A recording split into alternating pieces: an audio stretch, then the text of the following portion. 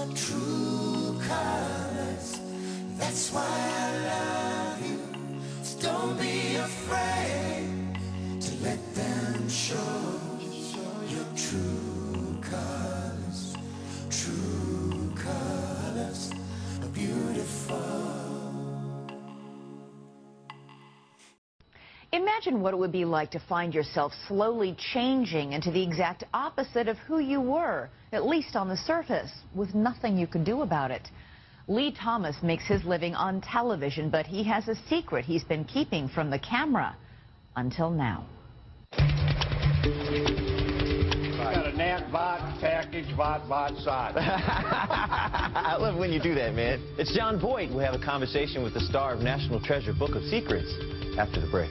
For more than a decade now, Detroit television audiences have taken to Lee Thomas, and so have his colleagues. Oh, Lee's great. I mean, he's a lot of fun. We're always laughing.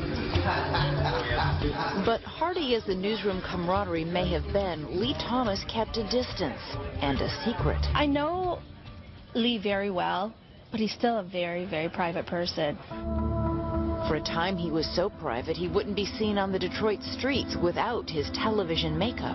I stayed in the house because I don't want people to see what I look like. How long did you try and keep it a secret? It was probably, I'd say probably about 4 years until I couldn't cover it anymore. He was trying to hide the fact that under his television makeup, his face was uncontrollably changing. I don't know if you can imagine looking in the mirror and not seeing you. You wrote at one point, you said, when I look at myself in the mirror, it's getting harder to see me. I look like a monster. And not only did I wonder, did I see a monster? I wondered, did other people see a monster when they saw me, especially when kids cry when they see your face. The mysterious white blotches transforming his face and traversing his entire body began 14 years ago with small, pale spots diagnosed by a dermatologist.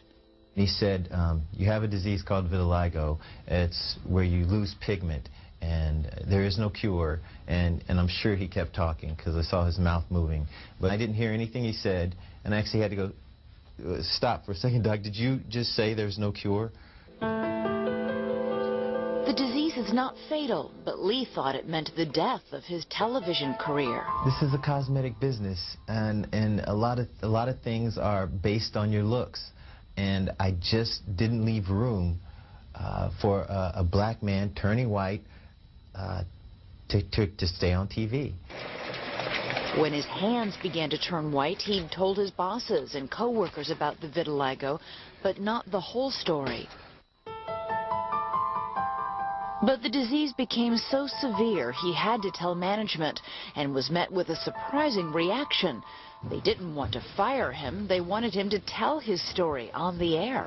I didn't want to because I thought it was like a ratings thing, Look at the black guy turning white at 10, But a teenager who had spotted the vitiligo in Lee's hands called him and urged him to speak out. And I go, why? He goes, well, maybe people will treat me differently. And I never thought of it that way because I was so caught up in my own struggle. I never thought of other people. When he put it that way, it was an easy answer. The answer was yes. This is my face without makeup. I have a disease called vitiligo. Lee decided to share all the facts and fears with his viewers. I know of a kid who wears a mask to go outside and play because he's afraid of being teased. I've spoken to a woman who will not leave her house because she has this disease. I know how they feel. Our viewers looked at Lee as being so courageous to be able to go on camera and show himself almost naked to the world. And I have never, ever seen a story that has had that kind of response. There have been some reactions that weren't positive. I'll tell you, one of them is, lucky for you, God's turning you white.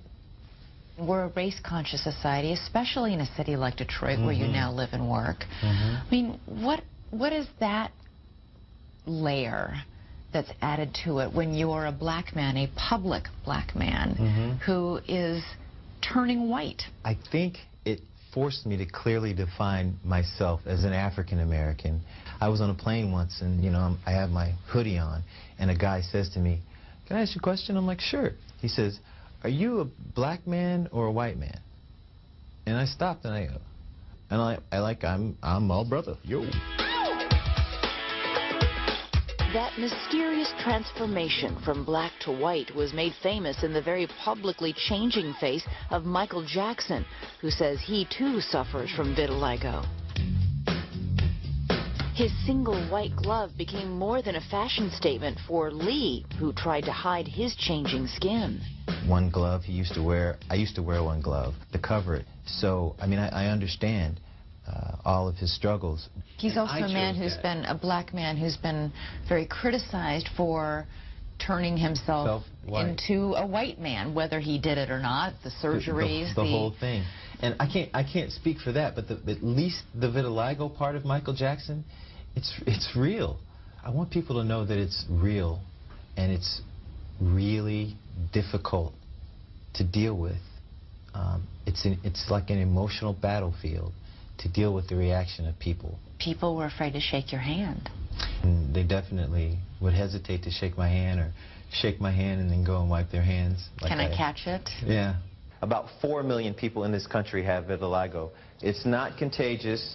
You don't catch it from someone. It happens to all nationalities, all colors, white, yellow, brown. Lee says he's now determined to spread understanding about the realities of vitiligo, a disease that has so far turned 35% of his skin white. If I did turn more white than black, I would probably switch the makeup? Switch the makeup, yeah. White makeup instead of black makeup. Has anybody ever asked you why you don't do the news without the makeup? Why don't you show your viewers your true face? Right. The reason I don't is because I know for a fact that when I'm not wearing makeup, it is distracting for people. When I'm not wearing makeup, people don't hear me. How did you get past the point where you say you felt like a monster? Where you say every time you had to look at yourself in the mirror, you would cringe? I had to clearly define me past what I saw in the mirror. And I realized that I was the man I always wanted to be. He's put a portrait of that man in a book, Turning White, meant, he says, to help anyone struggling with anything that threatens their self-respect or the pursuit of their dreams. Thank you so much. He offers himself as an example. Thank you. Pleasure, Mary. Good to meet you. Good to meet you. A man once afraid to date now has a girlfriend. When I project what's inside of me, I think people see that. Because no matter what color I am the same person.